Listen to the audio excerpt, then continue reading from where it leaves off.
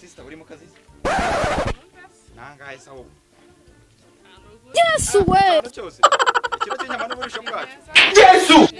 N'ubundi niyo nuhaza. Aha ko ari nabyo da. Ngatubwira ibizima gusa gitano ni wangabanye. Kubona nta kintu mubona mwe. Ugize ngo iki? Bara rwose, basimbira ya nyuma. Sister, ambabare kukubona inyama ndi imfubyi. Ugize ngo iki? Ndi imfubyi rwose mbabari. Imfubyi se gifukira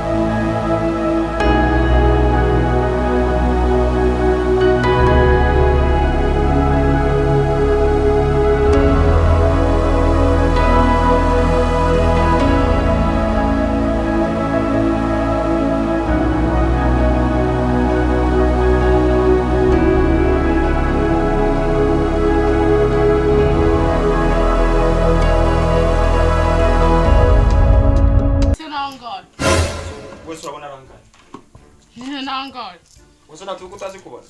Sindabari cyatanu se. Ni cyatanu nyine. Twavugana ngahe?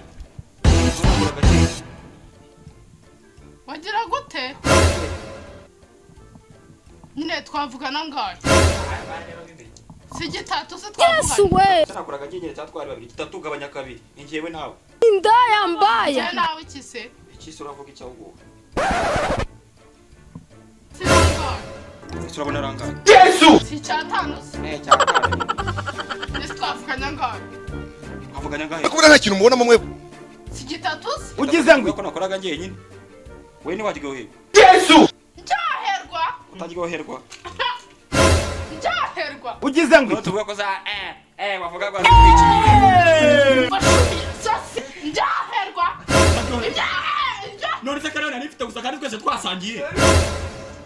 Niho nari mfite gusa. Ngo yamanka ko.